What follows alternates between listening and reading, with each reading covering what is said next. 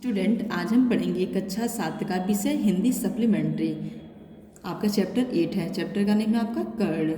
तो चलिए हम इसे पढ़ेंगे और समझेंगे। तो चलिए हम शुरू करते हैं। पांडवों ने पहले कृपाचार्य से और बाद में द्रोणाचार्य से अस्त्र शस्त्र की शिक्षा पाई। पांडवों ने पहले कृपाचार्य और द्रोणाचार्य से अस्त्र शस्त्र की क्या शिक्षा पाई। उनको जब विद्या में काफ़ी निपुणता प्राप्त हो गई तो एक भारी समारोह किया गया जिसमें सबने अपने कौशल का प्रदर्शन किया। सारे नगरवासी इस समारोह को देखने आए थे। तरह तरह के खेल हुए और हर एक राजकुमार यही चाहता था कि वही सबसे बाहर निकले। आपस में प्रतिस्पर्धा बड़े जोर की थी, परंतु तीर चलाने में पांडु पुत्र अर्जुन का कोई सानी न था। अर्जुन ने धनुष विद्या में कमाल का खेल दिखाया। तो वहाँ पे उस अर्जुन ने धनुष विद्या में क्या हुआ था? कमाल का खेल दिखाया था, मतलब बहुत ही अच्छा किया था। उसकी अद्भुत चतुरता को देखकर सभी दर्शक और राजवंश के सभी उपस्थित लोग दंग रह गए। यह देखकर दुर्योधन का मन ईर्ष्या से जलने लगा। तो वहाँ पे उस उपस्थित लोग दंग रह गए थे अर्जुन को देख के, जहाँ पे दुर्योधन का मन क्या हुआ था? ईर्ष्या से जलने लगा। अभी खेल हो ही रहा था कि इतने में रंगभूमि के द्वार पर खम ठोकते हुए एक रुबीला और तेजस्वी युवक मस्तानी चाल से आकर अर्जुन के सामने खड़ा हो गया। यह युवक और कोई नहीं, आदिरथ द्वारा पोषित कुंती पुत्र कर्ण ही था। लेकिन उसके कुंती पुत्र होने की बात किसी को मालूम न था। वो जब आए तो किसी को ये नहीं पता था कि एक मतलब कुंती के पुत्र कर्ण हैं। रंगभूमि में आते उसने अर्जुन को ललकारा, अर्जुन, जो भी करतब तुमने यहाँ दिखाए हैं उनसे बढ़कर कौशल मैं दिखा सकता हूँ। क्या तुम इसके लिए तैयार हो? इस चुनौती को सुनकर दर्शक मंडली में बड़ी खलबली मच गई, पर ईर्ष्या की आग से जलने वाले दुर्योधन को बड़ी राहत मिली। वह बड़ा प्रसन्न हुआ। उसने तपाक से कर्ण का स्वागत किया और उसे छाती से लगाकर बोला, कहो कर्ण, कैसे आए? बताओ, हम तुम्हारे लिए क्या कर सकते हैं? और तुरंत वहाँ पे दुर्योधन कर्ण से गले लग गए और पूछते, बताओ कर्ण, तुम्हारे लिए मैं क्या कर सकता हूँ? कर्ण बोला, राजन, मैं अर्जुन से द्वंद्व युद्ध और आपसे मित्रता करना चाहता हूँ। तो फिर कर्ण बोले कि मैं अर्जुन से द्वंद्व युद्ध और आपसे मित्रता करना चाहता हूँ। कर्ण की चुनौती को सुनकर अर्जुन को बड़ा तैस आया। वह बोला, कर्ण, सभा में जो बिना बुलाए आते हैं और जो बिना किसी के पूछे बोलने लगते हैं वे निंदा के योग्य होते हैं। यह सुनकर कर्ण ने कहा, अर्जुन, यह उत्सव केवल तुम्हारे लिए ही नहीं मनाया जा रहा है, सभी प्रजानन इसमें भाग लेने का अधिकार रखते हैं। व्यर्थ डींगे मारने से फायदा क्या? चलो तीरों से बात कर लेते हैं। जब कर्ण ने अर्जुन को यूँ चुनौती दी तो दर्शकों ने तालियां बजाई। उनके दो दल बन गए, एक दल अर्जुन को बढ़ावा देने लगा और दूसरा कर्ण को। इसी प्रकार वहाँ इकट्ठी स्त्रियों के भी दो दल बन गए। कुंती ने कर्ण को देखते ही पहचान लिया और भय तथा लज्जा के मारे मूर्छित सी हो गई। उसकी यह हालत देखकर विदुर ने दासियों को बुलाकर उसे चेत करवाया। इसी बीच कृपाचार्य ने उठकर कर्ण से कहा, अज्ञात वीर, महाराज पांडु का पुत्र और कुरुवंश का वीर अर्जुन तुम्हारे साथ द्वंद्व युद्ध करने के लिए तैयार है, किंतु तुम पहले अपना परिचय तो दो। तुम कौन हो? किसके पुत्र हो? किस राजकुल को तुम विभूषित करते हो? द्वंद्व युद्ध बराबर वालों में ही होता है। कुल का परिचय पाए बगैर राजकुमार कभी द्वंद्व करने को तैयार नहीं होते। कृपाचार्य की यह बात सुनकर कर्ण का सिर झुक गया।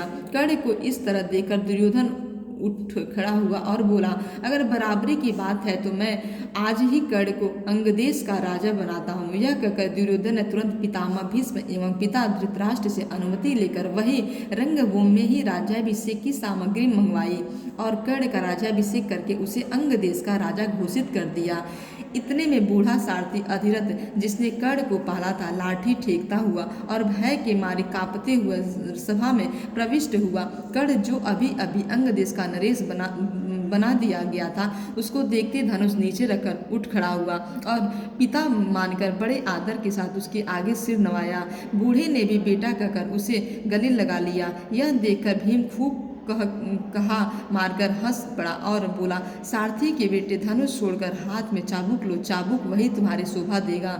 तुम भला कब से अर्जुन के साथ द्वंद्व युद्ध करने के लिए योग्य हो गए? यह सब देखकर सभा में खलबली मच गई। इस समय सूरज भी डूब रहा था, इस कारण सभी विसर्जित हो गई। मसालों और दीपकों की रोशनी से दर्शक वृंद अपनी अपनी पसंद के अनुसार अर्जुन कर्ण दुर्योधन की जय बोलते जाते थे। इस घटना के बहुत समय बाद एक बार इंद्र बूढ़े ब्राह्मण के वेश में अंग नरेश कर्ण के पास आए और उनके जन्मजात कवच और कुंडलों की भिक्षा मांगी। इंद्र को डर था कि भावी युद्ध में कर्ण की शक्ति से अर्जुन पर विपत्ति आ सकती है। इस कारण कर्ण की ताकत कम करने की इच्छा से उन्होंने उससे यह भिक्षा मांगी थी। कर्ण को सूर्यदेव ने पहले ही सचेत कर दिया था कि उसे धोखा देने के लिए इंद्र ऐसी चाल चलने वाले हैं, परंतु कर्ण इतना दानी था कि किसी के कुछ मांगने पर वह मना कर ही नहीं सकता था। इस कारण यह जानते हुए भी कि भिखारी के वेश में इंद्र धोखा कर रहे हैं, कर्ण ने अपने जन्मजात कवच से कुंडल निकालकर भिक्षा में दे दिए। इस अद्भुत दानव वीरता को देखकर इंद्र चकित रह गया। कर्ण की प्रशंसा करते हुए बोले, कर्ण तुमसे मैं बहुत प्रसन्न हूँ, तुम जो भी वरदान चाहो मांगो। कर्ण ने देवराज से कहा, आप प्रसन्न हैं तो शत्रु का संहार करने वाला शक्ति नामक शस्त्र मुझे प्रदान करें। बड़ी प्रसन्नता के साथ अपना वह शस्त्र कर्ण को देते हुए देवराज ने कहा, युद्ध में तुम जिस कर्ण को लक्ष्य करके इसका प्रयोग करोगे वह अवश्य मारा जाएगा, परंतु एक ही बार तुम इसका प्रयोग कर सकोगे। तुम्हारे शत्रु को मारने के बाद यह मेरे पास वापस आ जाएगा। इतना कहकर इंद्र चले गए।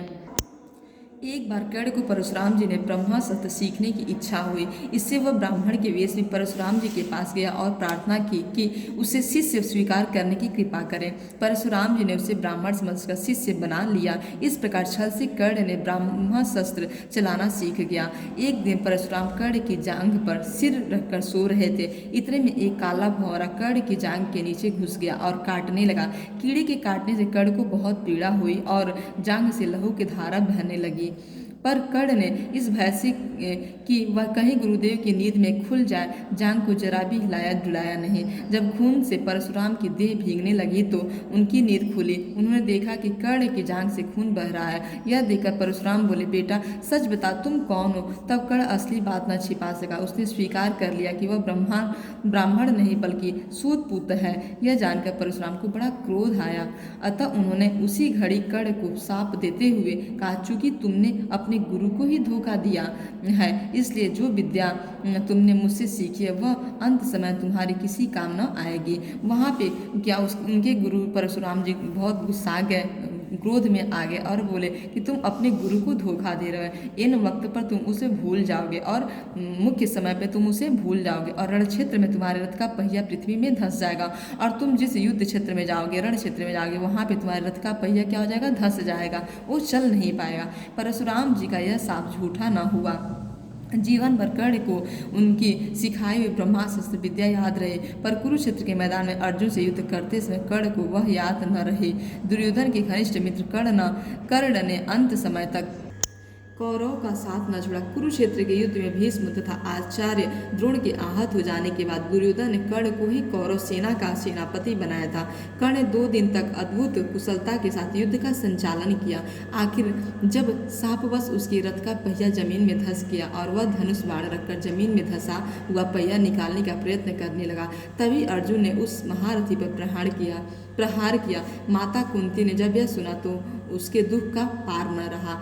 यह कर्ण की बहुत ही अच्छी कहानी है। कर्ण बहुत ही दानवीर थे, लेकिन यहाँ पे उनकी हार हो गई क्योंकि वहाँ पे उनके रथ का पहिया क्या हुआ था, धरती में धंस गया था। वह जैसे निकालने का कोशिश किए, वहाँ पे अर्जुन ने उस महारथी पर प्रहार कर दिया। और यह खबर जब पता चला कुंती को तो वो बहुत ज़्यादा दुखी हो गए, उनके दुख का पार न रहा। तो आप इस कर्ण कहानी को अच्छे से पढ़िएगा और ये समझिएगा। आज आपका क्लास ही ओवर हो रहा है। Thank you.